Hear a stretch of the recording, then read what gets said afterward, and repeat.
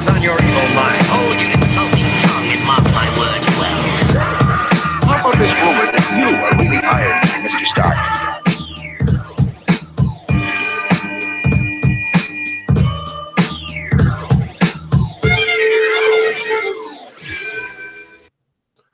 Hello and welcome to another exciting episode of the KLIQ Nation Comic Chronicles.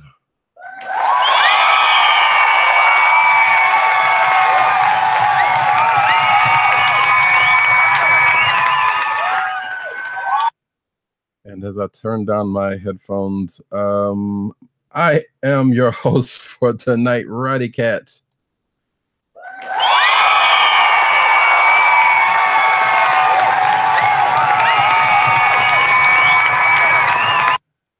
And with me tonight, as always, the man, the myth, the fellow, the mellow, Agent _70. What's up, everybody?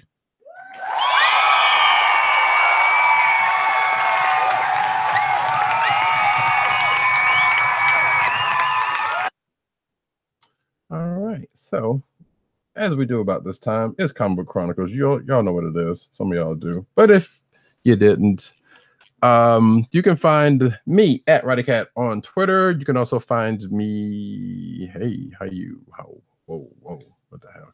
I was about to hit the cash register. Nah, I'm gonna run through them and then you'll know. RoddyCat on Twitter, News Nerds Need on Twitter, News Nerds Need Reddit on Twitter. Excuse me, News Nerds Need Reddit, and also the site you just heard me. CB Caps on Instagram. And Agent _70 on Twitter and Instagram. And also, not with us tonight, PCN _dirt on Twitter, Pop Culture Nets on Twitter, Pop Culture Network, and I Need Comics.com. What the hell happened to my voice just then? And also, the founder of this, the Osiris, Tim, DOGG98 on Twitter, the KLIQ Nation, the KLIQ NATION on Twitter, CB Cron on Twitter, and the KLIQNation.com. You can also find him over at Comic Book Resources, writing up a storm. Go check him out over there. So yeah, you find this podcast on the Close of the Podcast Network, that's CSPN.us. Do it today. Some would say you'll be joining us soon. There's as many shows that they've been putting out over there. But go check them out. There's a bunch of good shows out there, and many more seems to be coming out at times. You can also subscribe to this podcast at Google Play and also Apple iTunes. And of course, SoundCloud, the Coast of the SoundCloud page. Last but not least, shop.cspn.us, where you can go get some merch from this show and other shows. I almost wore my shirt tonight, and I'm not sure why I didn't. Or my mug. I can't wear a mug, but you know what I'm saying. Get all that stuff, go in there, support us, get some stuff. That's right. Ring that joker again. Yeah. All right, so we're going to get into the comic books of the week, starting with the big book. I guess this would be the big book of the week, and that it would be Spider-Geddon #2.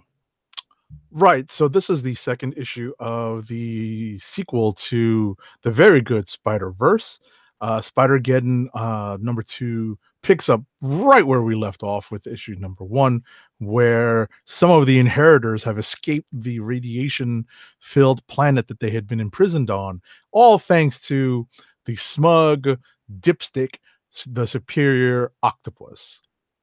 So Otto Octavius, in his infinite wisdom, decides to create cloning technology, or mimic cloning technology that that the Jackal had created, that came out of the clone conspiracy, and the inheritors are had used that to recreate clone bodies of themselves.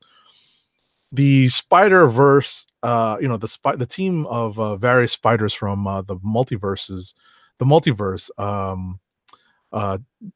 basically team up here to try to stop the inheritors from recreating themselves.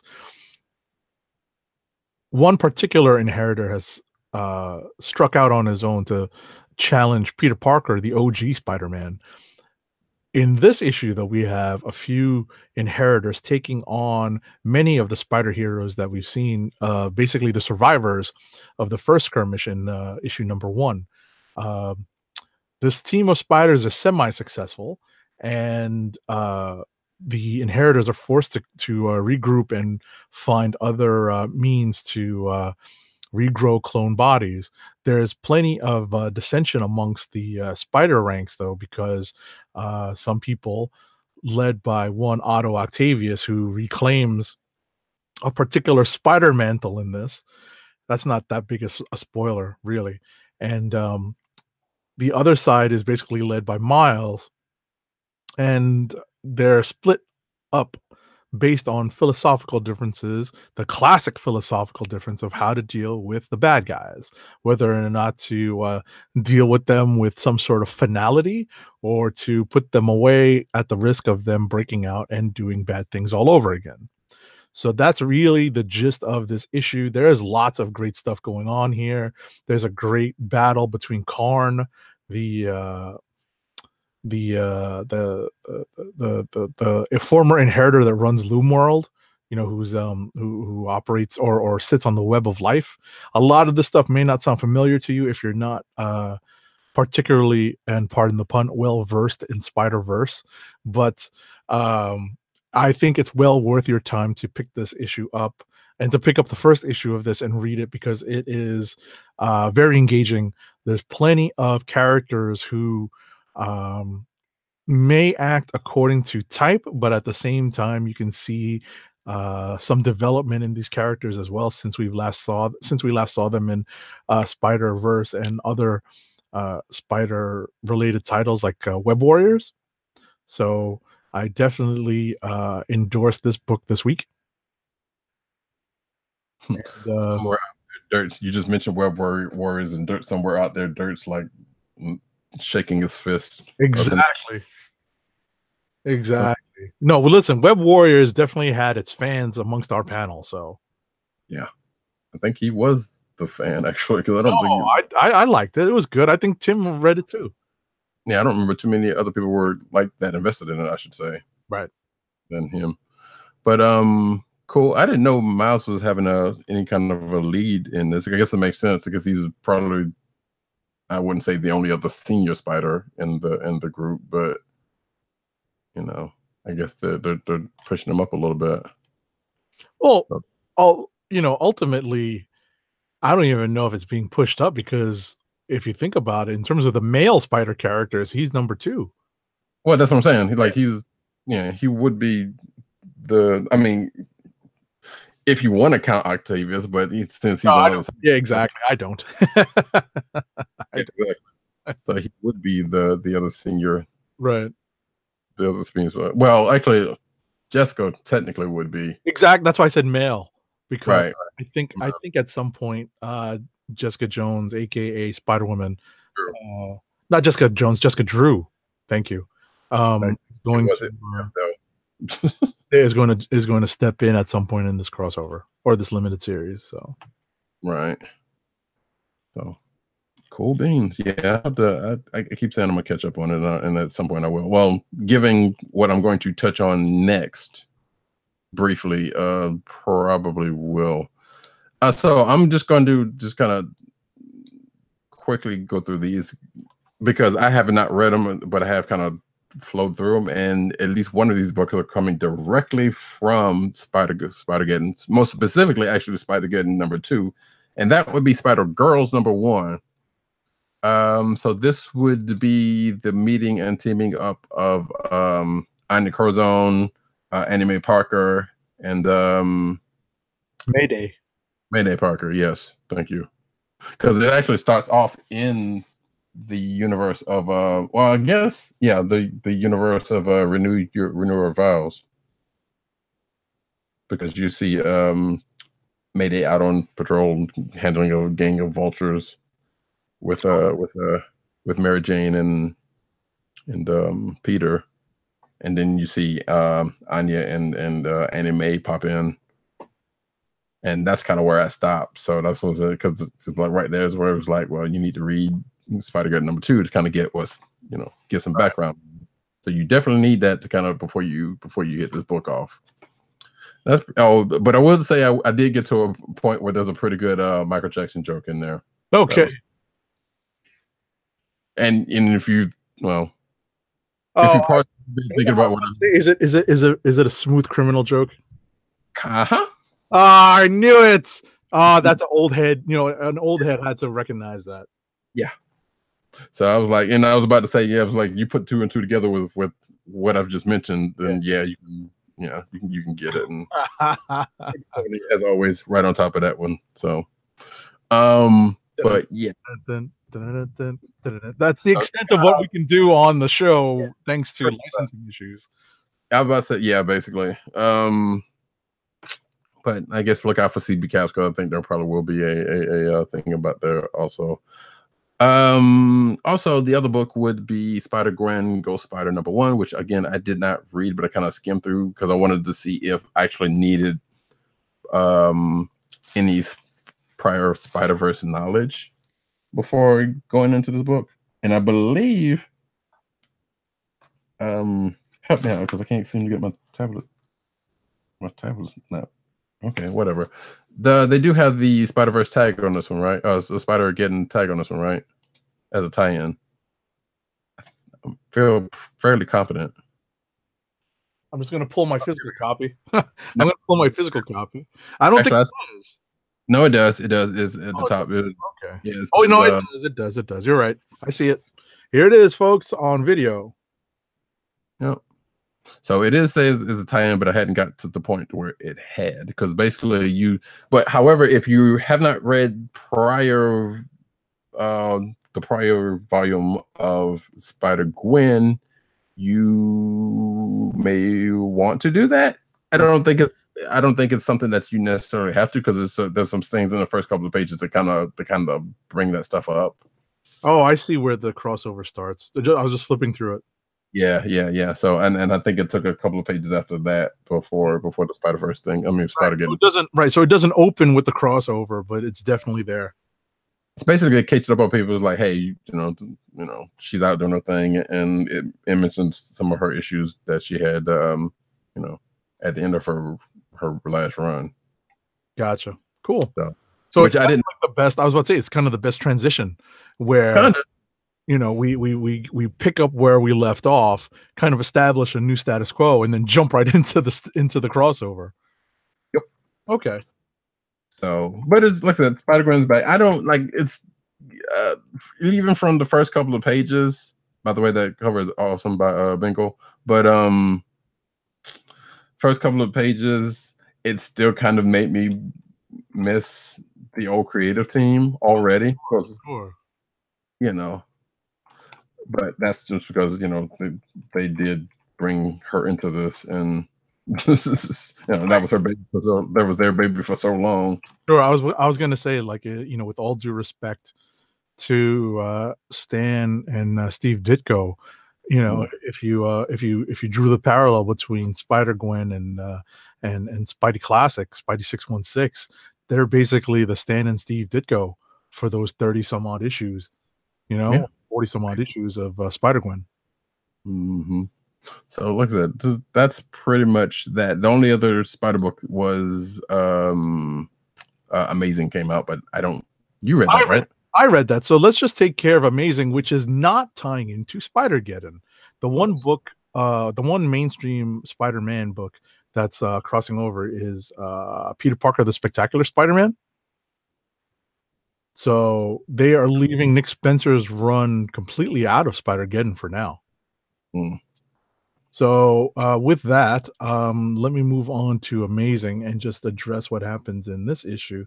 It's the start of a new arc that involves, I guess, super-powered thieves. And forgive me for not completely remembering this, and I could be mistaken. I don't know if you're familiar with the group of thieves, and they did make an appearance recently with Gambit trying to do something with them, and it's the Thieves Guild. Vaguely familiar, but I don't remember any recent run-ins. Right, where in New Orleans there was a thieves guild and an assassins guild, and Gambit was like the heir apparent to the thieves guild, and Right, and they put some of that out in the animated series. right. So, um, the thieves guild makes an appearance in this, and they basically, without spoiling too much, go on a spree stealing super powered things, and it's actually pretty entertaining to see what they've stolen and what is their reason for it.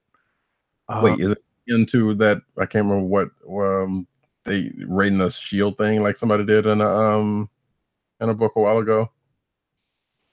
This is more extreme. This is Okay. way more extreme, and you'll be surprised at the extremes that Spencer takes it to when it comes to what's being stolen. Okay. And we leave the issue ends with Spidey having had some stuff stolen, and he is put into a worse position by another thief who is more familiar to fans of Spider-Man. It's not the biggest spoiler if I say thief and Spider-Man and white hair. So those are some big clues I'm leaving out there for Yep. the. You don't have to be the world's greatest detective to figure this one. I mean, you pretty much had to say it was Thief and Spider-Man, and the two and the two go together. Right. So, the cliffhanger of the story is, basically, is a scene between the two of these characters. So, that leaves us waiting for the next issue.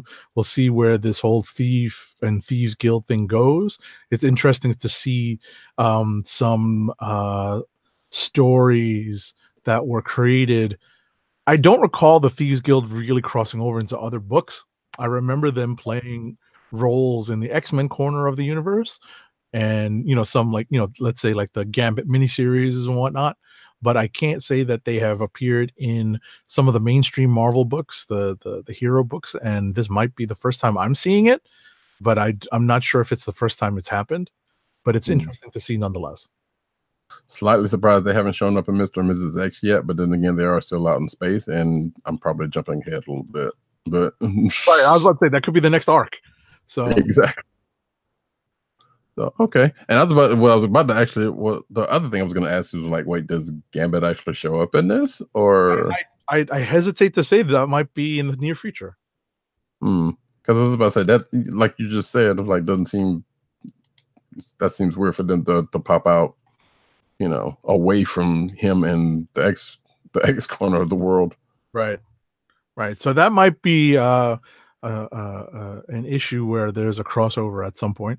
So we shall see that. This. I'm not sure how many issues this particular arc is, but we are definitely in the first of a multiple arc issue story arc. That's probably keep the 6-7 like it's been doing. I don't know. But regardless, that's cool beans. And that's Amazing Spider-Man. So I think we finished the Spidey corner of the Marvel U this week. I think we've spun that one up enough. Ah. I know that was terrible, but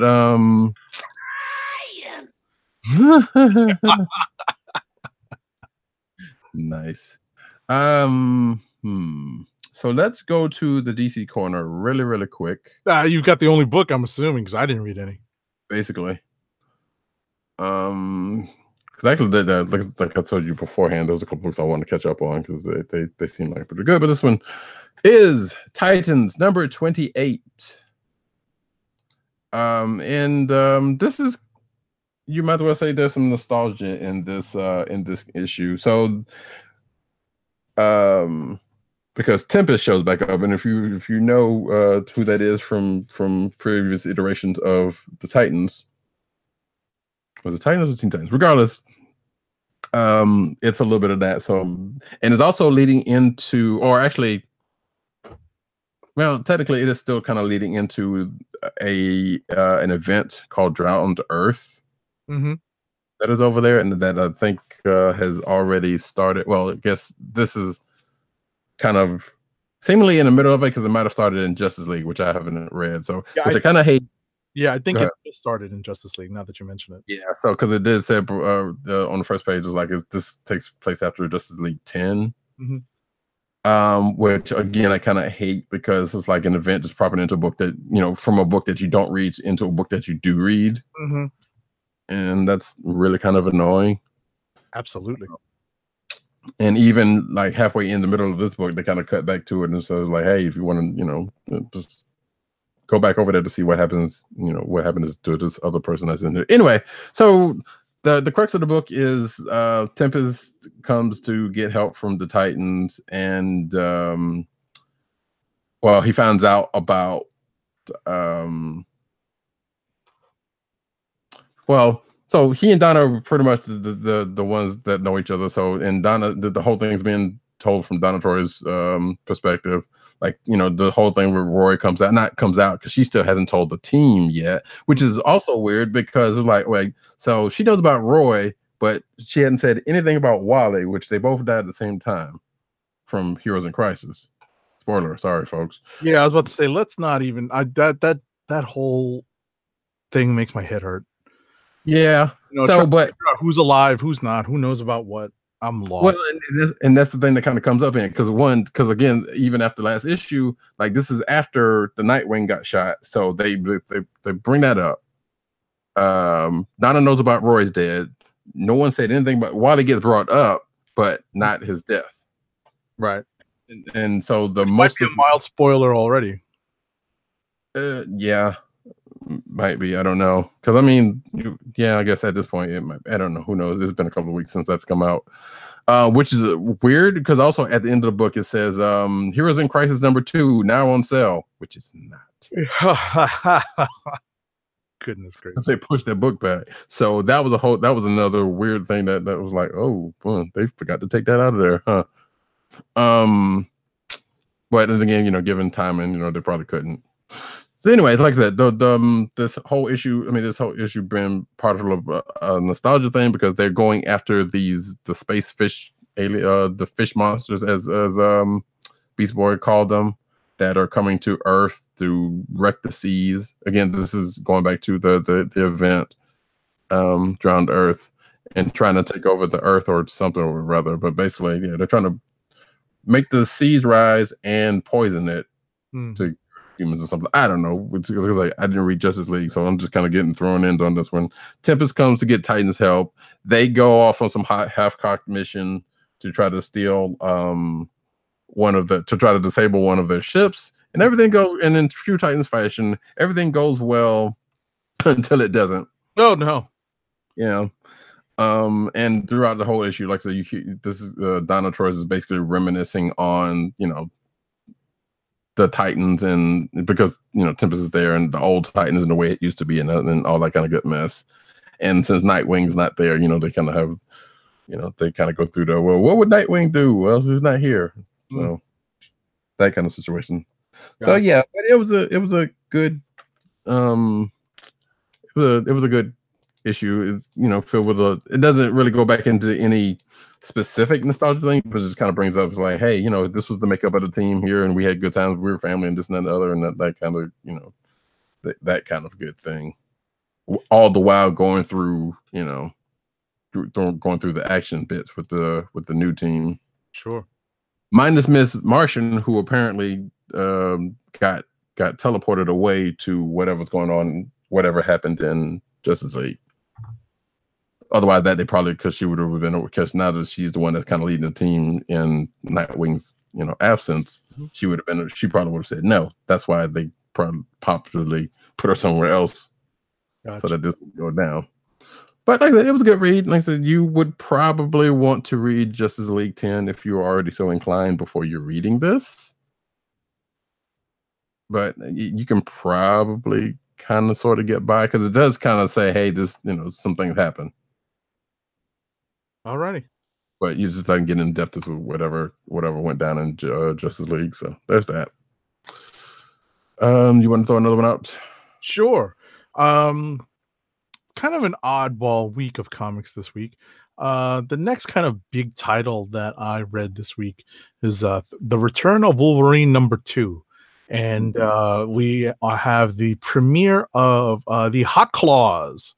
And it's rather underwhelming, but the story itself is actually moving along at a rather slow pace. But there's definitely a decent bit of setup and some more exposition on behalf by this scientist character that is helping Wolverine out.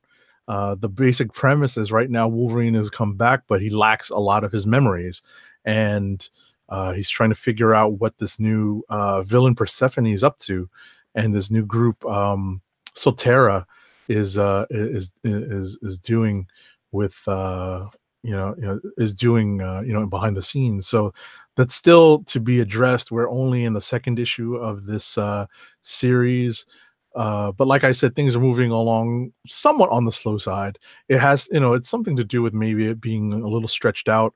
The way the story is paced is kind of reminds me of Steve Dillon's work on Garth Ennis's Punisher. If you recall that, if anyone out there listening or watching can remember back to how those issues were plotted out and the way those pages were laid out and the way the action is paced, Declan Shalvey in this kind of paces the action in a very similar pace and speed, and it proves for kind of slow storytelling but quick page turning. So, as I said earlier, while the story really hasn't progressed that much, we kind of got from A to B in this, and hopefully we'll find out more about this Persephone character very soon. They call her Heffany. Oh no! I don't know. That's so okay. Yeah, probably the only part of that song I actually have heard and know that I know. Anyway, folks, I only have 2 more books, and I believe you only have 2 more books. So you want to spin it up? I think so. All righty, here we go.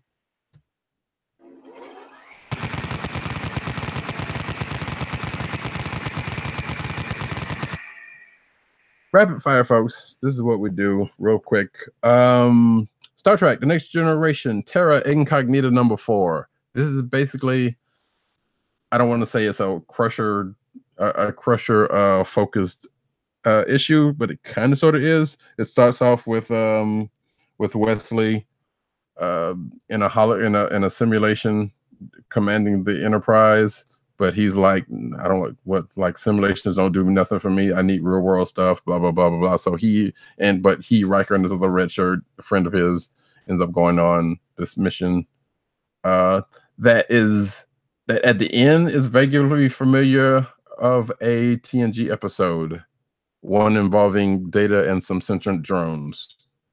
But they basically end up on a planet, and actually it's a mixture of 2 different plots, realistically, now that I think about it. But it is what it is. I don't know. And Barkley is there also. Mira Barkley is still there, but they don't really do too much out of him outside of he's the one they're prodding Wesley to kind of go off and do what he needs to do. So, but it was a good issue. It is what it is. It's basically, you could kind of see it as an issue, as an episode of TNG if there was still going on. But again, I don't know what's going on with this miniseries, because it's like it started going to place, and I'm not sure where it's going. Mm-hmm. So especially when it's supposed to be doing some mirror universe stuff, and the only mirror universe person we got is Barkley, and he's kind of playing old Barkley's role. But regardless, it is what it is. And my last book, which is one is I had no intentions of reading, much less picking up. But my comic book guy put it in my thing because he knows how much I like Black Panther. But I had to go ahead. Okay. I'm about to say, you're right over there, but see what's going on. A little bit of an accident with the mount. But anyway, yeah, I got you. But here's what I wanted to ask: did you get this when you put in your digital codes? What's that? Black Panther versus Deadpool #1. Or have you put in your digital code yet? Digital code for what exactly? Oh, wait, didn't you get physical books? I did, but not for. I do normally, but I don't normally punch in the digital codes for any of my books. Oh, okay. So no, it's fine because I can't remember what book it was, but the first book I entered in gave me a code for the Black Panther versus Deadpool #1. Really? So yeah, that might be a thing that they're trying to push. And I could have sworn I've seen an article about that, but they were. I know that whole article thing was stupid, and I didn't know if it was about the book or not. Anyway, I should probably talk about the actual book. So it's Deadpool. It's another one of those Deadpool versus whatever. And yeah, I think there was an article out there saying about making Deadpool the next Black Panther. Not in actuality, but Yeah, I did see an article about that. and I'm sitting here like, you should fire that writer. It's it's only a temporary joke thing. I know. It was like, don't even joke like that. And it was like, oh well, and I think it was. I didn't read I still had the article somewhere because I didn't put it in the lineup, but I think it was like in popularity. I'm like, what? Anyway, so we start. This book started off basically. Deadpool needs some vibranium because of Of course he does. Yeah, because of an accident. Weirdly enough, having to do with Willie Lumpkin. What? Yes. So long time of people of a certain vintage will know that name from the Marvel lore. Yeah. So what? The mailman. Yes. The Fantastic Four. Yep. Okay. So he ends up going to Wakanda and getting some vibranium, or trying to get some vibranium. And of course, in true Deadpool fashion, he breaks the fourth wall, because there are even references to like him saying, "I liked you. You were much nicer in the movies." Oh goodness. That kind of thing. And something else. Oh, and even going to the point of saying, "Come on, we all know how this goes. There's going to be a misunderstanding, and then a big fight, and then da da da." Going. He just basically ran down how it was going to go, and sure enough, it kind of started going down that way. I'm like, well, all right. So you're just gonna just throwing a hand out there, huh? We're just gonna play it out. Yeah. Which, I mean, now granted, there could be a swerve, but he basically, laid out like, how these things go, da da da da da da da da da da, and it started off on the first thing that usually happens into this, or first and second, I should say, and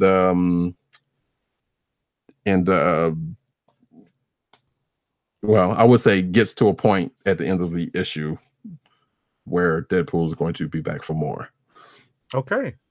And there's also, I don't know if I could call it a MacGuffin, but there's also another thing that has to do with an invention that T'Challa made, and of course Shuri is there, and it is, and also I should note the art makes T'Challa and Shuri look not close to, but favoring their movie versions. Interesting. Yeah.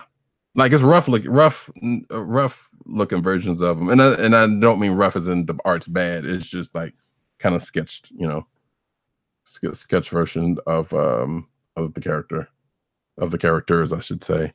So, but anyway, that's taking that's spinning it way too long. If you're so inclined, you could check it out. Like I said, I had no intentions of it, but since I got the free copy, I was like, okay, fine, I'll check it out. Alrighty. I've just got two more books to talk about. They're both kind of off the beaten path for me. One is Century number 5. I could not remember reading Century number 4, but I jumped straight into Century number 5 on my way home. And what I came to find is that I really only missed sort of one big revelation in the book, which is the Century kind of spoiler alert here.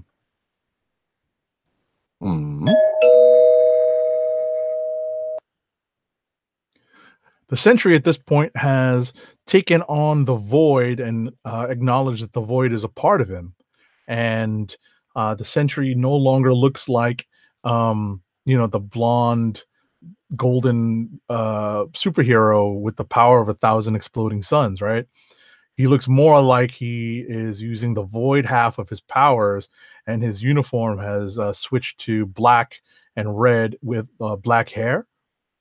And it's a pretty interesting turn of events because the characters that were seeking to destroy the Sentry in this are basically upended and destroyed because the Sentry has embraced his other side, the darker half, the evil half.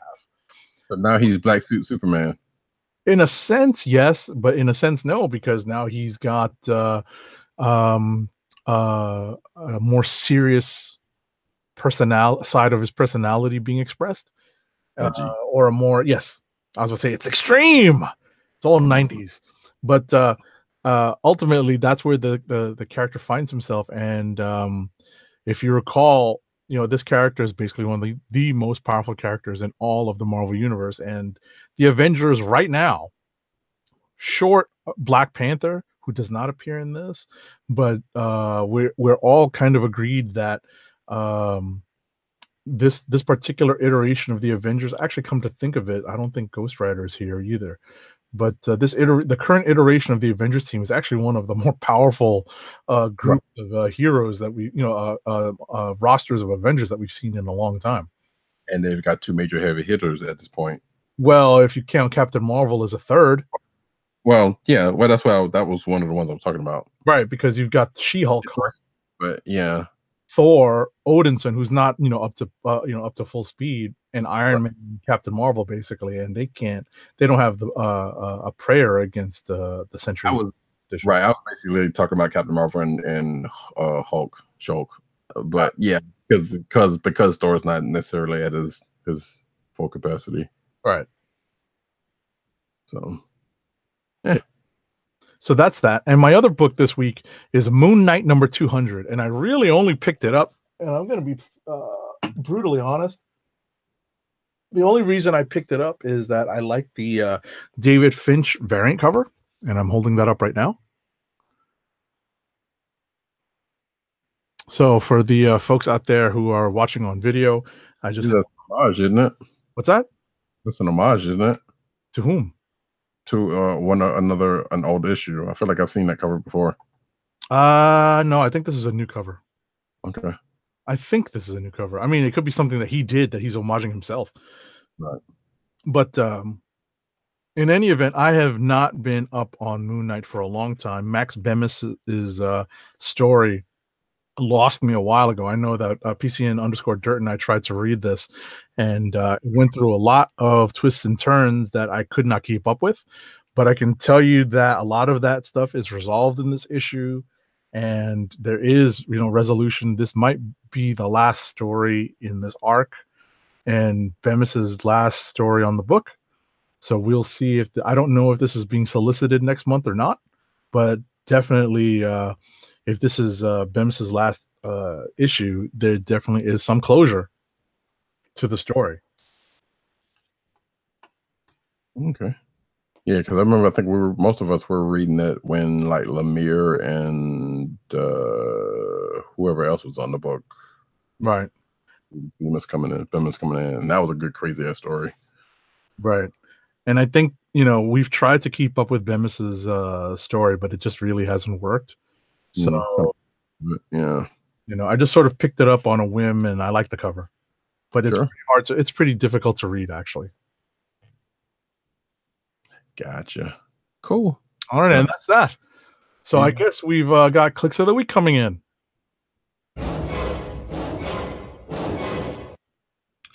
And it seems as though, well, we got a twofer anyway, so you can go ahead and do the one since it's you and Tim. Right. Both Tim Dog 98 and myself have picked Spider-Geddon number 2 as our Click of the Week.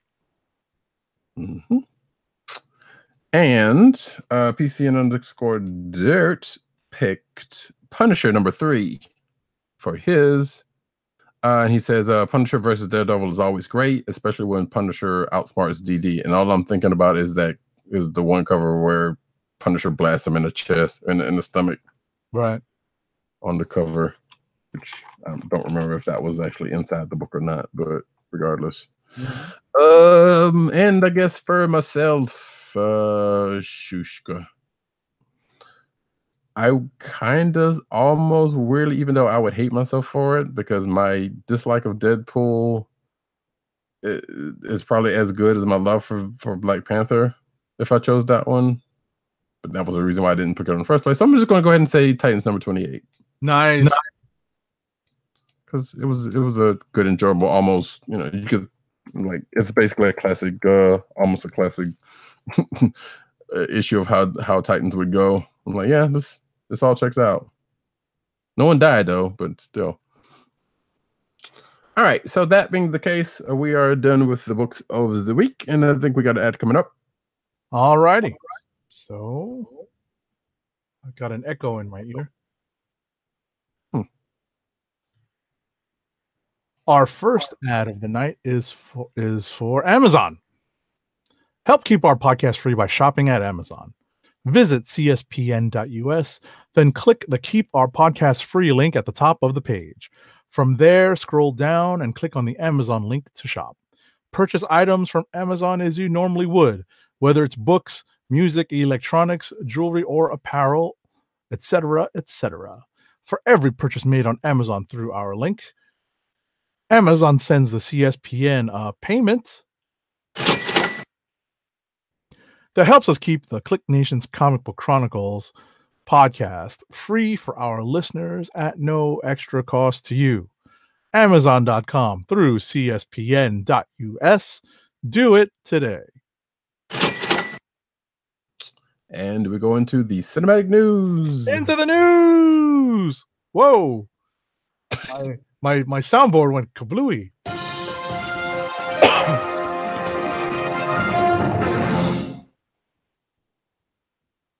I was thinking Quick Draw McGraw's sidekick for a second when you said kablooey. And then, of course, you got to go with El Kabong. But anyway, oh, now I gotta find the El Kabong sound effect. That's great. It's gonna be awesome.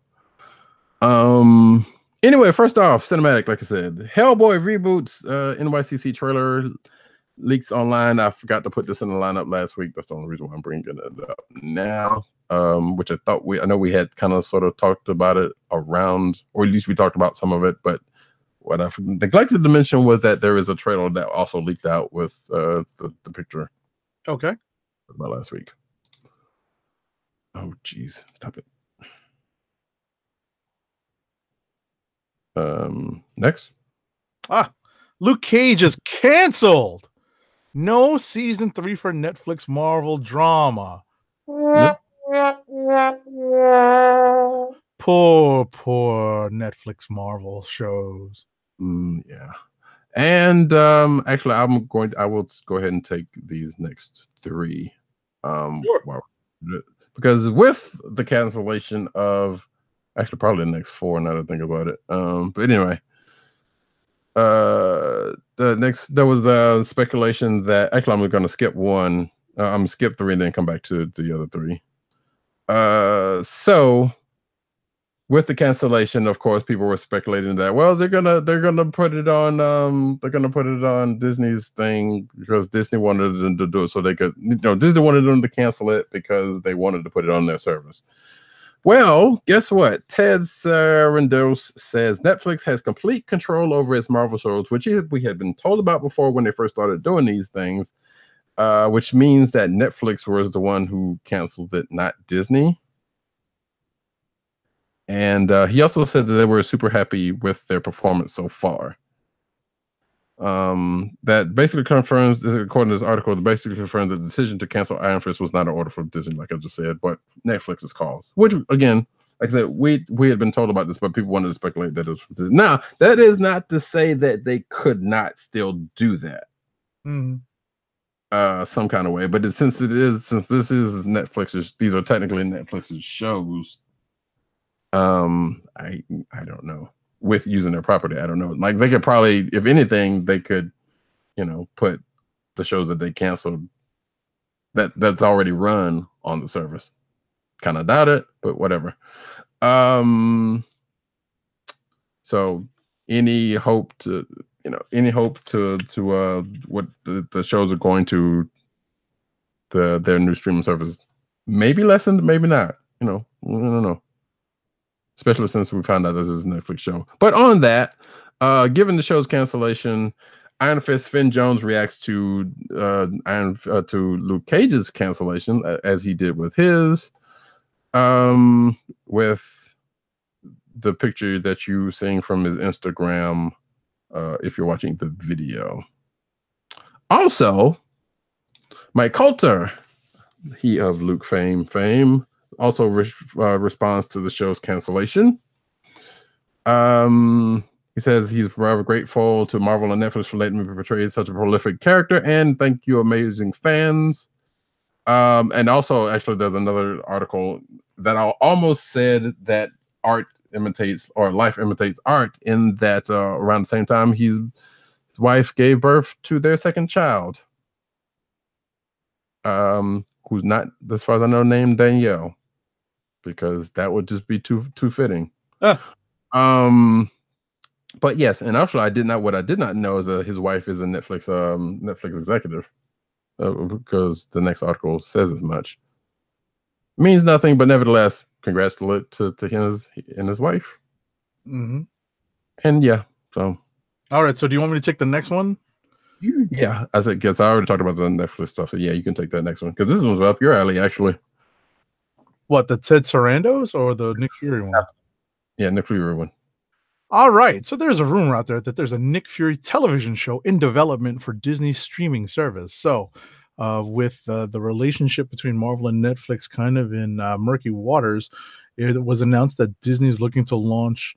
That there's a rumor that there might be a Nick Fury TV show being created in the wake of the stories that Marvel Studios is going to produce both the Scarlet Witch and Loki series for the service. And being this rumor, there is nothing set in stone, and also doesn't say whether Samuel Jackson would be the one playing Fury, right? So in the show, which I think would probably be his first TV bit in a while. I'm not sure what his last TV show was. Well, I mean, if you're not counting his guest cameo on Agents of S.H.I.E.L.D. early on, right. I'm trying to think if he actually has done any television before that. I want to say he might have, but I don't know. Anyway, regardless, it's all rumor and speculation, and it is what it is. Mm-hmm. Disney removes the Marvel Studios film from its 2020 release slate. We have no idea what it is. Some of the speculation is that it's Guardians of the Galaxy Volume 3, given the recent events, being placed on indefinite hold. Right. That one would probably be too easy. I think Inhumans might have already been taken off long ago. So who freaking knows what it is? But speculation is running rampant, nevertheless. Alrighty. Avengers 4, Karen Gillan reveals a new look at Nebula. Sadly, not with the blue wig. But yeah, so we see a picture of her here, looks like she's in Gamora's garb, and has, I think, Star-Lord's. Oh, that's not Star-Lord's gun. Element gun, but I think it's his pendant or somewhere. But basically, as you can see here, it's got the Guardians logo right there. So okay, I don't know. Is she taking over for?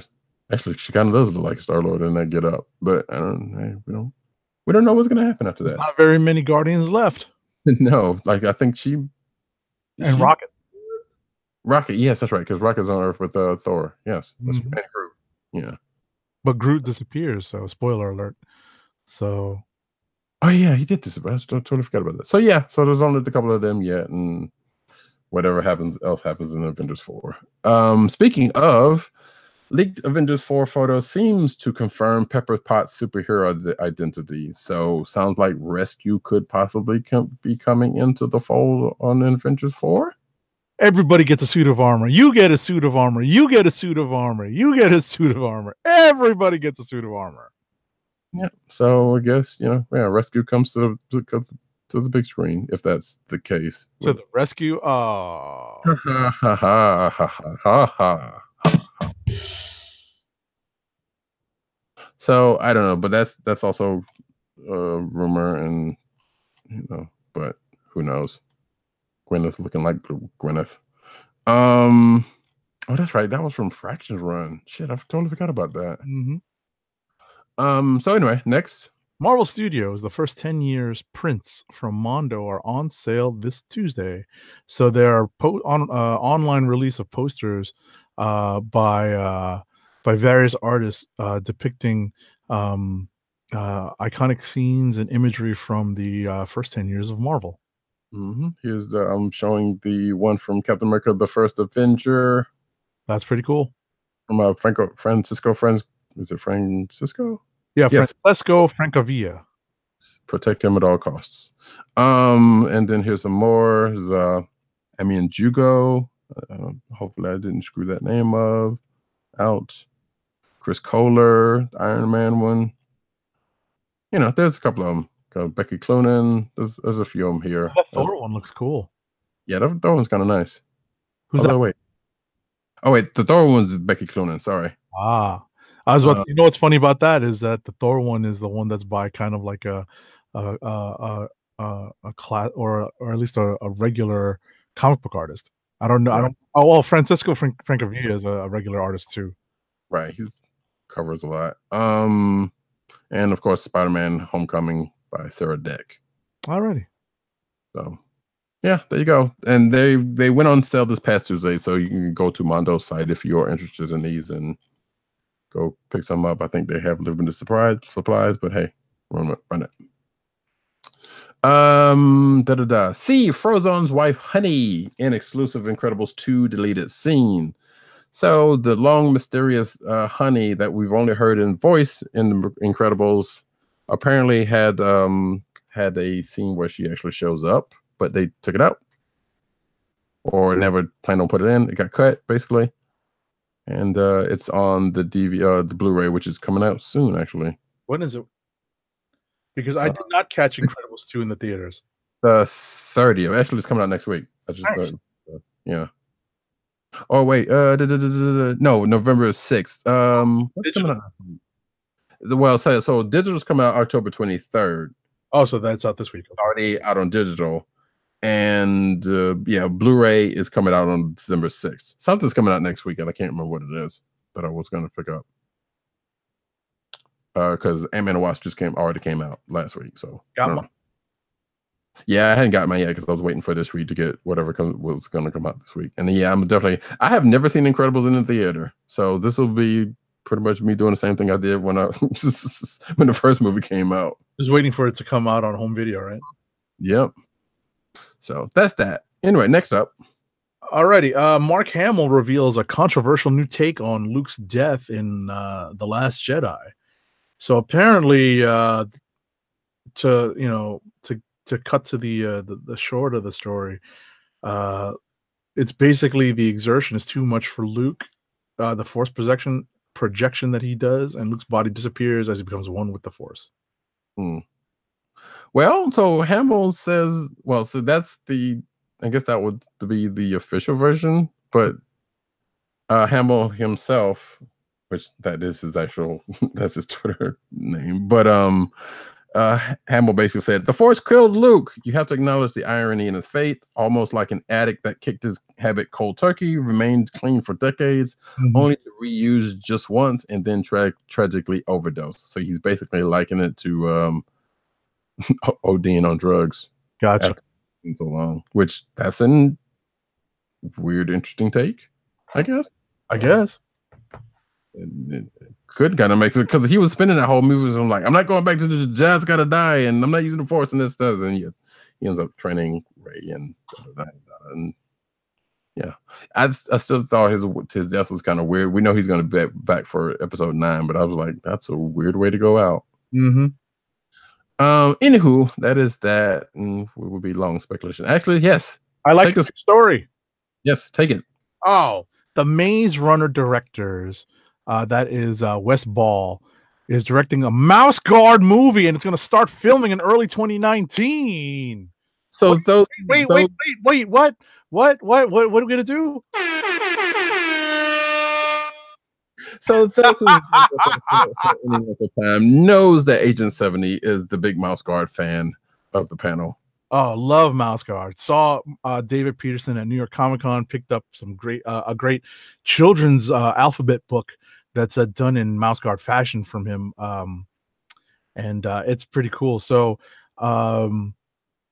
apparently, Westball had been attached to direct a Mouse Guard movie back in September of 2017, and now they're finally going into production. So that's pretty exciting.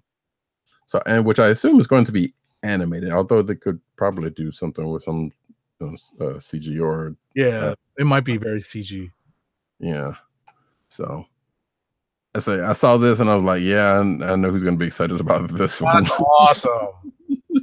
That is awesome. Mouse Guard is awesome. Everyone needs to go read this at some point. I need to track down the role-playing game. Oh, I know it. Well, I'm about to say I got a lead on that for you if you want me to hook you up. I'm pretty sure I can find a copy, but I appreciate it. Thank you. Okay. Anyway, moving right along. Elseworlds photo reveals first look at Lois Lane. So, Arrowverse Elseworlds to be more specific. So we know the DC Arrowverse crossover is coming pretty soon, and we also know that there's going to be a Lois Lane. I believe we talked about that last week. But we get a picture of said Miss Lane with well, actually, excuse me, it's Melissa Benoist and Tyler Hoechlin and what is her name? Who's playing? The young lady that's playing, Elizabeth Toulouk, who comes from Grimm, who's playing Lois Lane. There's a picture of them on Melissa Benoist's Instagram. And I guess I will go ahead and take this next one because we also talked about this. Well, I speculated on this last week in that look out, Arrowverse, Lex Luthor is coming to Supergirl. Hold on. Hold on. Here we go. Nope. This one. There you go. So yeah. So if you haven't been watching Supergirl, his sister, which he never had a sister as far as I know. Well, wait, there might have been actually. Regardless, his sister is in Supergirl. I don't know. DC's weird. His sister is in Supergirl already. And they kind of allude to him every now and then. Like they've talked about, and since Superman is now in the show, I guess they're just going ahead and just throwing him in also. I do not believe, let me see, it doesn't necessarily say when he's going to come, but when he arrives, according to this article, he'll be sticking around for a while as a part of a recurring character and not a one-off appearance. So I'm wondering if it's going to be taking over for his sister, or are they going to be working together? Who's the name for the lady who's playing his sister, whose name escapes me because whatever. Regardless, that's the thing. It's happening. Yes. Alrighty. This is exciting. During the Arrowverse crossover, a photo has been released that shows John Wesley Shipp's 1990 Flash suit. I saw this. I got a kick out of seeing this photo. It's pretty cool. And you can see it on, well, you can see another version of it, or at least the first version of it you can see on both versions there, because there was, if you're watching the video, there's him in the Flash suit, his Flash suit with Supergirl and Arrow Flash and Flash Arrow, because they switch suits because of the crossover, and them out on the street. And of course, there's a more close-up version of John Wesley Shipp in the old costume, which I don't think it's the exact old costume. I don't know if they said that or not, but it's basically, looks like his old costume from the old 90s TV show, which you can see. Wait, I shouldn't say that too loud, because I don't know if it's on DC Universe. I think it is, but I'm not sure. I know it's on CWC. Regardless, you can go check that stuff out. And yes, and the crossover is coming soon, so we got that to look forward to. And actually, and if you didn't already know, if have been paying attention to Flash, John Wesley Shipp has played both Barry's dad and oh shit, help me out. What? Jay Garrick. Okay. Jay Garrick Flash. So he's kind of been off and on in the show, and it's been cool. Yeah, because it's a nice callback. Yes. As a matter of fact, they even had one of his co-stars in an episode, the lady that he co-starred with in his old show in one of the episodes I remember. So it was definitely, and of course, also Mark Hamill played the Trickster as he did in the original show and this. So there's been a few different callbacks to the original show. Sure. I'm curious as to what they're going to do for the crossover with that. Anyway, moving right along. Wait, is that you or me? It's you. No, I think it's you because I read the John Wesley Shipp. Yeah. Legends of Tomorrow photos debut Richardson Sellers' new character. So Macy Richardson Sellers was playing Vixen, or a version of Vixen, I should say. And it sounds like I haven't been keeping up, but sounds like she is no longer playing Vixen, but she's now coming to play a character named Charlie. Okay. Vixen retired from the team and returned to her own time period, but Macy Richardson Sellers was brought back into the fold to play Charlie, a disco-loving wild child who happens to look like Vixen. And according to this article, has no problem borrowing her old outfits. So I don't know, is this going to be another version of Vixen from the 70s, or this is just like I don't know. Like I said, I haven't really been keeping up with the show. So it's a thing. There you go. Next up. All right. So next up, Gotham has given us a first full look at Shane West as Bane. Which I believe prompted our own PC underscore yes. To tweet out his rendition. Yeah, there's been a lot of it hadn't been terribly bad, but there was pretty bad. Some ribbing on this. That's really bad. If you're watching the video, yeah, it actually weirdly looks like the dude that plays the Penguin from Gotham in a Bane suit. Yeah, that's pretty bad. Yeah, it's not, and it also is Gotham, so Gotham is not necessarily playing it fully straight with the Batman mythos anyway. But nevertheless, that's not. Wow. Gosh, I stopped watching that so long ago. So Gotham, like I didn't stop because I wanted to. I stopped because I stopped all the shows around the same time because there was a whole bunch of other stuff going on. Like Gotham got good and kept being good and crazy, and that's what I kind of liked about it. They started going headlong into Batman proper with the last time I saw it, but it was and Alfred, like I keep saying, was pretty damn great. But there was a level of crazy that kind of stayed with the show from what I last saw of it. That was actually pretty good. At least what I'm drawing from. It was a little over the top in a lot of cases. Anywho, that's the thing. Bane is coming to Gotham, and this is going to be the last season, so no one has to worry about they need to cancel the show because it's already going. All righty. I got next. Yep. What's next? Take President Bartlett. Actually. Alrighty. So Titans introduces the last team of DC villains anyone would expect. So I understand that they introduced Hawk and Dove in the second episode, which is cool. And they actually look really cool from the photos I've seen. Yeah, which also supposed to be getting their own show, I believe. Interesting. But apparently the villains introduced in this episode were the Nuclear Family. They're not traditional Titans foes, but have basically historically been villains for the Outsiders, as in Batman and the Outsiders. I'm not familiar. Neither am I. Oh, okay. According to this, it says the Nuclear Family's live-action debut will be this. They previously appeared in an episode of Justice League Action, which I still haven't seen a whole lot of, where they were unsurprisingly far less brutal. I hear decent things about that show, but I don't know. Anyway, next up, you can hit the next one too. All right, based another Titans centric story. Jeff Johns teases an LGBT hero for next season. So now that it's been confirmed that DC Universe's streaming service Titans show is going to receive a second season, Jeff Johns, executive producer, has teased the possibility that the show's sophomore outing will feature a gay hero.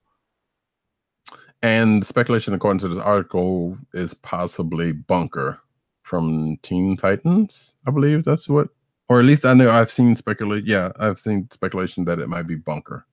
Okay. I don't know. Could be. I didn't know there was a character named Bunker. Yeah, there was a run of Teen Titans that I did not know too much of. Well, actually, it wasn't that far long ago. It was probably about a good 5 or 6 years ago, if that. Well, at least the run that I saw he was in, he might have been in before that. Gotcha. But yeah. So, and I remember reading the a run where he was in. So yeah, that's the thing. That's it. Chilling Adventures of Sabrina star already filming season 2. Season 1 hasn't even come out yet, which I think it's coming tomorrow at the time of this recording. Okay. The 26th. Yes, that would be just in time for Halloween. So, and if you did not know, this is basically based off of the Chilling Adventures of Sabrina books, which I believe come off of the Afterlife with Archie books. Mm-hmm. Was a spinoff from that. I may or may not be mistaken about that. But regardless, yeah, there's a new Sabrina show coming in. It's not the happy, sappy one that you know of with Melissa Joan Hart. And that is it for. No, there's two more stories. Oh, right, because I totally forgot that I did that thing my darn self. I put him in the wrong place. How about that? Alan Tudyk, believe it or not, has been cast as another Joker in Harley Quinn's animated series. I know that we're not dealing with a live action Joker, but still. Yes. Because less said about that live action Joker, the better, even though we've talked about it for the last couple of weeks. So yeah, so that animated Harley Quinn's getting a Joker. Puddin'. All right. Yeah, I know, right? What's next? And also, last for the cinematic, I totally forgot I put this in here. Jeez. Actually, it's not the last one. There's one more. Yes. Batman the Animated Series Blu-ray box set increases run to 70K, folks. So that means I guess it was going to be somewhat limited amount that you could get. And I'm still going back and forth as to whether I'm going to get this version because I already have a set. Really? Well, I have the DVDs. I gotcha. So, I haven't decided on this one yet either. Yeah. So it's going to be according to this, $112.99, and it's going to come out next week, actually, the 30th. Mm. And it's also already on DC Universe on that the network, but I'm not sure. When I first got on there, I think it was SD, standard definition, and I can't tell. I haven't played it on the TV since to whether they had put it to HD, because I know they were trying to wait for this to come out before they did put the HD on the service, if I remember reading right. Regardless, hey, you want it. It's coming out next week. Right. So last but not least in cinematic news, a Star Trek animated comedy series is coming to CBS All Access. Holy cow. So CBS has announced plans for a Star Trek Lower Decks, an animated comedy set in the Star Trek universe, coming to the CBS All Access streaming service. Goodness gracious. So it's a bunch of red shirts? Probably. It does actually. It says the series will focus on the lowest ranking crew members on one of the least notable ships in Starfleet. Essentially the opposite. So it's probably going to be like Tag and Bink type of situation. If you know those books, Tag and Bink were like two stormtroopers and like janitors. Yeah. So yeah, that's that. And I was going to put a sound effect on that, but you know what? Not even worth it. What? Which one? This one? Yeah. Well, that one's good. What's the other one going to be? I don't know. or maybe I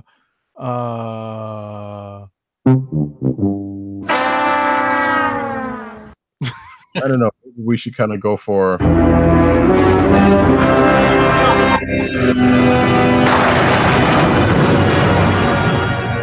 Oh, you want to transition? I got Yeah, you. supposed to get off of that.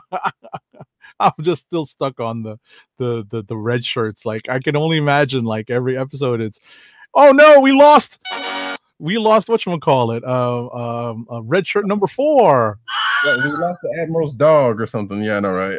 Which apparently is a thing that I guess is canon now. But yeah, well, actually, since we're still on that, it says here, Mike won our hearts with his first sentence. I want to do a show about the people who put the yellow cartridge in the food replicator so a banana can come out on the other end.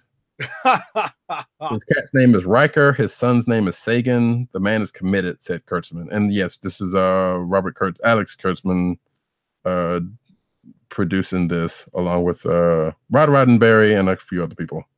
Okay. So yeah. Tune in. That's whenever that comes out. Alrighty. So now we are going to go into the comic book news. And you got first. Yep. I thought you were going to transition. Oh, you pressed the transition already. Well, sure. All right. You want another transition? Well, there you go. That works. Okay. An all new, all different Superboy debuts in Superman 7. So this made it sound like John was back, but John wasn't technically gone. I know he and from what y'all were talking about, he and Lois were kind of off somewhere else. Mm-hmm. In that book, but also he's off with Damian in Adventures of Super Sons, which is a kind of a side thing, right? So okay, yes. Oh, so it says here, after heading off into the stars for a year-long adventure with his grandfather. Wait, what? Okay, well, a year-long adventure with his grandfather Jor-El, Jonathan Kent finally reunites with his parents in Superman 7. Is it Jor-El dead? No. Okay, moving right along. Next up, Holly Hamner brings Joker into the future of Batman Beyond to relive the Killing Joke. Oh boy, here we go again. I mean, yeah, no, right. Which I'm about to say, wait, there has been a version of Joker in Batman Beyond already, and I saw this, so I'm like, okay. So I guess, it is that same Neo Gotham version. I don't know. It doesn't say, and it is what it is. The 2019 Dwayne McDuffie Award submissions are open, this is from a few days ago, but nevertheless, it's still open. So the portal has just opened up for submissions for the 2019 Dwayne McDuffie Award for Diversity in Comics, and this year's judging panel has been announced with the addition of Sherilyn Eaton and Jeffrey Thorne. So that's awesome. It says the deadline for completing submissions is December 31st. And actually, I'm trying to see what this. I can't remember what this was. About. But nevertheless, it is a thing. I'm sure we will be hearing more about it soon. So next up. Alrighty. Spoiler alert, Marvel has revealed the hidden secret of Darth Vader's Rogue One castle. And they've said Rogue One, but I actually had that sound effect on deck also. So got to it before I did. So yeah, I just actually caught up with this book, and apparently he's trying to spoiler alert already been given, but he's trying to create a castle on Mustafar, of all places. We all know what happened there. Exactly. And apparently he's trying to do this. Well, according to what he told the Emperor, from what I remember reading, he's trying to go deeper into the dark side of the Force, but also possibly trying to bring back, which I think the Emperor himself was like, oh yeah, I see what you don't give things up. So I know what you're trying to do. This might be possibly trying to bring Padme back with using the dark side of the Force, which is supposedly has the ability to bring back the dead. Mm-hmm. And the according to the book and this article, so there's this dead Sith that he comes across while on Mustafar that was somewhat of an artist, a creator of sorts, and apparently the building that will become Vader's castle is a key to unlocking. It's like that the building in Ghostbusters that brings about Gozer. Let's put it that way. Mm-hmm. It is the key as opposed to having the key master. We'll see how that falls out because 22 just came out last week, so it's just spoilers for a week-old book, I guess. And there's also the Vader's Castle Halloween books, but that's a whole totally different thing that that IDW is doing. That's basically a bunch of Halloween stories in this in Star Wars universe. So this is what it is. But next up, Marvel 2-in-1 ends with November's number 12, but Zdarsky teases a spiritual successor, and no, it's not FF. Okay. We knew Marvel 2-in-1 was going to. Well, we speculated whether Marvel 2-in-1 was going to come to an end or they were going to keep it up in like the old fashioned. Right. But I guess we're finding out that it's going to end with 12.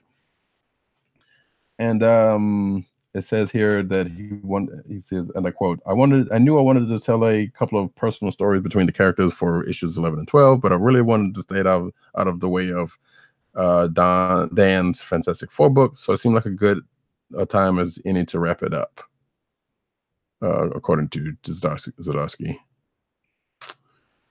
And of course, he's doing Invaders, so that's another thing he's on his plate.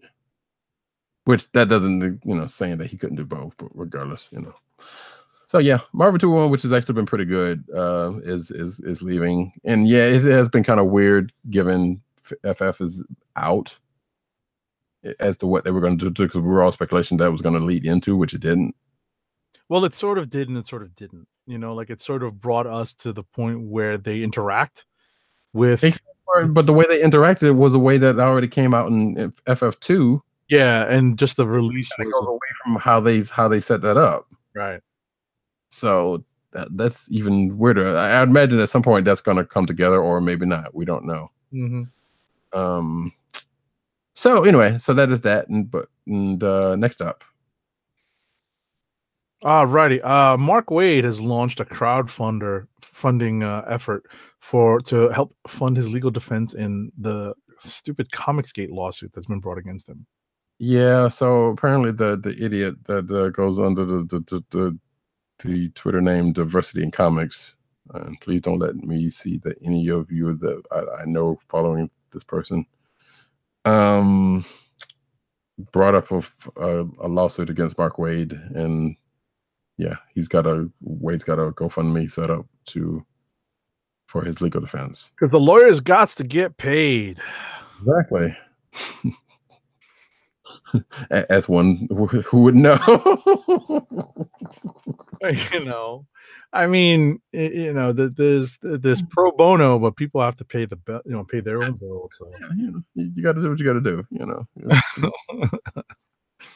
Everybody can eat. So that's the thing. So if you feel so inclined, you can go check that out. I'm sure through markwade.com, and you can see that out. Mm-hmm. That's a thing that even has to happen. It's but this is the world we live in. So next up, a new mobile game, Marvel Battle Lines, has been launched for mobile. And in fact, it just came out yesterday because I saw a friend of mine downloading it, and I had to actually try to look it up that morning, and it wasn't out yet. It was either yesterday or Tuesday, I can't remember. But regardless, it is out there for your gaming pleasure. So this game is not necessarily, it is kind of card based in that you have a deck of cards, or you're building a deck of cards to go up against your opponent, and there is a grid that you have to set your cards out on. It's almost like a cross between card battle and tic-tac-toe, kind of, sort of. or Connect 4, Connect 3, something like that, because you basically have to, in order to have an effective attack against your opponent, you have to put at least 3 cards in a route line. So on a grid, like if it was on a 3x4 grid, you would have to like 3 across or 4 down, or at the very least 3 across or 4 down, 3 down. And actually, I guess a little bit of match 3, not necessarily match 3, because that's you're not really matching anything. So if you had 3 in a row, all 3 of them will attack your opponent. And then of course you got like cards that will attack the opponent's cards and that kind of good. Then there's a story mode, and then you can play other people with it. So yeah, it's a thing that's out there. I'm still trying to put my arms around it, and there's a lot of heroes in it, and the art looks good in it, and it's a storyline. So again, it's out there for iOS and Google Play if you want to go check it out. Alrighty, and last but not least, Spider-Man PS4's new downloadable content makes some changes to the original Black Cat. So you reminded me when you were talking about Amazing, that the DLC for the PS4 Spider-Man game is out, and it is centering on Black Cat. I haven't played it yet because I still hadn't finished the story, but we talked about it last week, so I don't necessarily have to go too far into it. But yeah, apparently they made a change, which it's not surprised because, I mean, there's not many people outside of, say, Peter that are pretty much playing the role as they did in the comics. So because it's basically an Elseworld story. It just so happens that it happens to go back into the comics now thanks to Spider-Geddon. But so you like Doc Ock doesn't necessarily become Doc Ock. Norman Osborn doesn't become the Goblin, but he's the mayor. Right. So characters are not really played like they fully how they are, and the Kingpin's still the Kingpin, but that's a whole nother situation. Et cetera, et cetera, et cetera. So having them have a change to Black Cat in this is not that big of a surprise. So that, folks, is definitely that. And we have another ad read. Last ad read for the night. Our last ad read of the night is for Funko, Fun at First Sight. Your home for exclusives such as collectibles, including their world famous pop vinyl bobbleheads, apparel, including t-shirts, hats, and socks, and brand merchandise, including custom DIY pop figures, art books, and skateboards. And now the listeners of the KLIQ Nation's Comic Book Chronicles can enjoy 10% off your entire purchase when shopping at Funko. To place your first order with 10% off and to help keep our show free for you, go to our network website at cspn.us. That's cspn.us.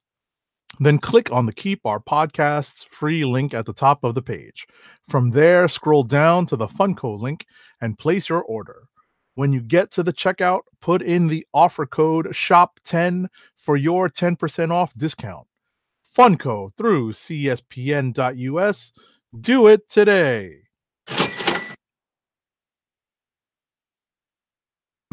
Before we close out, I just remember something.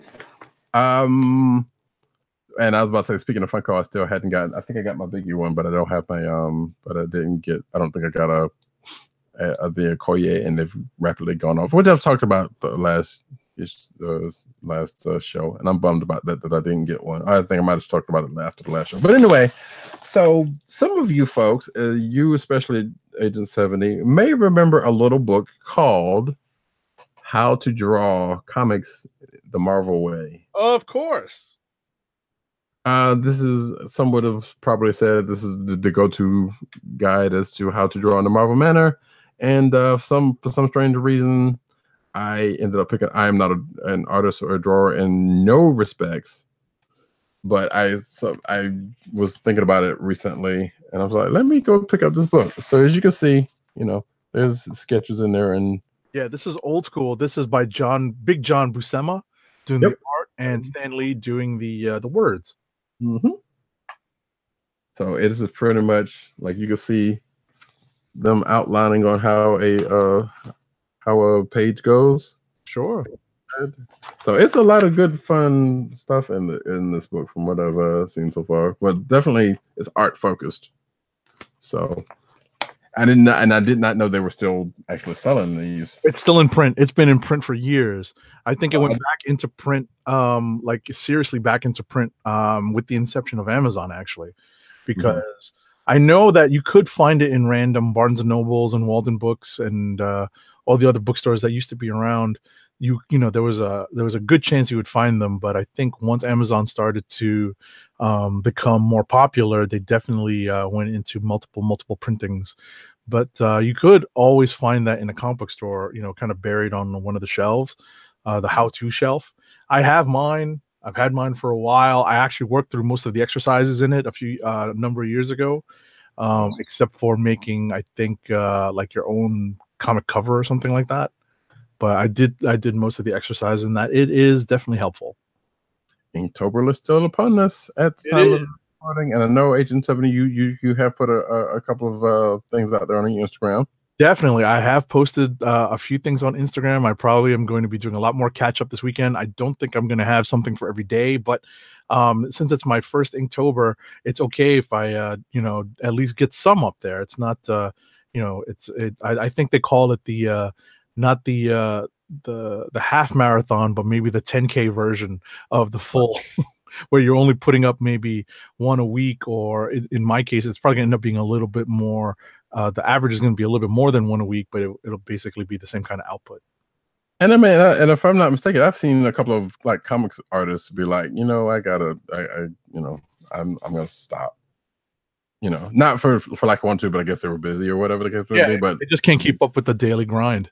Right. So it's probably to be expected, you know, like especially if you're already working as an artist, like you already got stuff on your plate. So trying to do that and do this. And people are out, you know, go out there and do warm-ups every day. So I guess so for them, it being that, you know, this is just kind of going on in line. So, you know, to each his own. I would also like to point out real quick that NaNoWriMo is next month, starting on the 1st. That is the National Novel Writing Month. So if you got a book in you got something, it's not too far from Inktober, you know, but it happens every year. If you got a novel and you start on the 1st, you go to the end or as far as you can, or until the end of the month, and just write your behind off. Don't worry about editing. Okay. And you just, you know, you got if you got a book out there in your head, you go ahead and throw it out there. I have tried it a couple of years and I don't really get that far, especially when I was working more steadily than because I couldn't because of work. And the last couple of years I've been like, I should do it, and I never really have anything to actually write about. So, but I'm just saying it's out there. You know, if you are a writer or even a budding writer, that's a good practice. You know, maybe go for it. Go for it. You can go to nanowrimo.com. That's NANORWRIM. Excuse me, WRIMO. Yes. All righty. So anyway, we are at the end of this episode of the Comic Book Chronicles. And actually, in passing, we will say it again. Thank you for coming out. We appreciate each and every one of you for doing that. You can find myself, Ridercat, at Ridercat on Twitter. You can also find me at News Nerds Need on Twitter, the News Nerds Need Reddit, and also CBCap's Instagram. You can find Agent 70 on Instagram and Twitter under Agent_70. PCN_Dirt at that on Twitter. The Pop Culture Net on Twitter, popculturenetwork.com, and INeedComics.com. And of course, the Osiris of this ish, Tim DOGG98 on Twitter, the KLIQ Nation on Twitter, on Twitter, the KLIQ NATION, and CB Cron on Twitter, but also thekliqnation.com, and CBR, that's Comic Book Resources, where he's writing his face off. Go check his stuff out there. CSPN.us. That is the network that this show and other fine shows are on. So you should go check out the other stuff they have on that network and come back to us next week because we'll be doing this on Thursdays like we normally do. Wait. Yes, next week. I'm thinking of next month. Yeah, there is no need for movie protocol anytime soon. That is correct. And actually going into next week, we may or may not have a Thanksgiving show. That's it. Because we usually, on the Thursday of Thanksgiving, because I may be out of town unless y'all are going to do it. We usually take that one off. Yeah, sometimes we do. Sometimes it depends on when. But regardless, sometimes we'll have like a Friday show after. It all depends. Yeah, but stay tuned for more news on that, and that's a whole nother month away. Regardless, you can find this podcast on Google Play, iTunes. You know where to find us. Just keep going there, give us clicks and links, and listen to. Tell your friends about the show, even if they don't. 5-star reviews. Yeah, do that also. We don't guarantee to read that stuff because I don't think I don't have the capability of reading them. But regardless, actually, no, strike what I just said. Regardless, hey. The reviews are helpful. Do it anyway. Tell your friends that are not comic book fans. Or maybe not. I don't know. Depends on you. If you're a geek, hey, give it to them. And on that note, folks, I believe sorry. Shop.cspn.us. Go get some merch. Help us keep this train afloating. And on that, folks, thanks for coming out. We will be back next week for this locality. I'm not going to go through the rest of that, but you know where that's from. This is the Comic Book Chronicles, and we are out. Peace. One.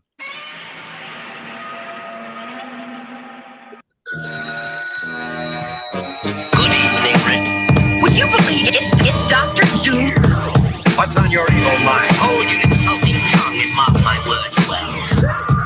How about this rumor that you are really hired Mr. Stark?